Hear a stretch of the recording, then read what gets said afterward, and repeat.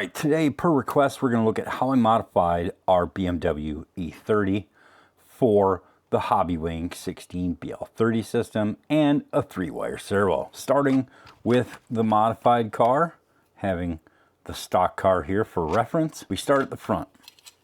I mounted a DSPower, I believe, or a QSPower servo here, which was a micro servo, to an aftermarket Armagram servo mount. The ones that they make so you can run an aftermarket system in that vehicle. You can see where exactly those holes are made. And guys, it's all going to depend on where or what sort of linkage you're using. But this linkage mounts up here where this steering motor interfaces with the front of the car.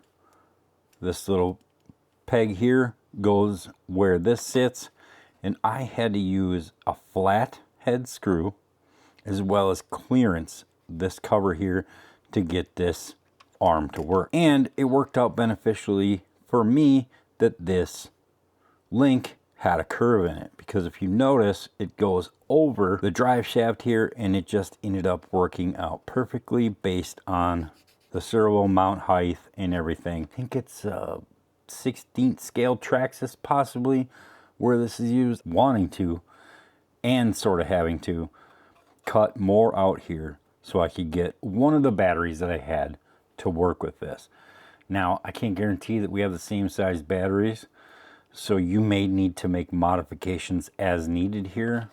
But remember, this door is only so big, and you do have the drive line here to worry about. Here is where I mounted the 16BL30 ESC, and worked perfect for running that line out and being able to connect the battery in, up, and shove it up in here and close the door back on it.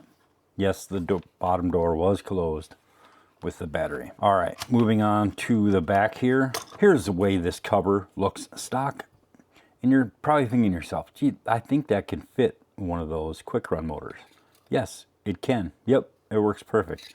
But the pinion size that I used, I needed to clearance this a little bit and make sure the alignment was right. So that's why I just made this as big as I did. That all depends on what motor you're using and what size pinion. You may not even have to modify this section. Looking at the stock car, this mount here, there's a tab here that needs to be bent up because this motor is flat where this one has this little notch here. I had to do a bunch of clearancing in here so I could mount the motor, and what I ended up doing is just cutting this whole entire bracket because it's supported on the bottom, so I wasn't afraid of it separating, and the motor would actually keep it together. All right, guys, that's the extension of how much I've modified this car to make it work with, again, with the 16BL30 system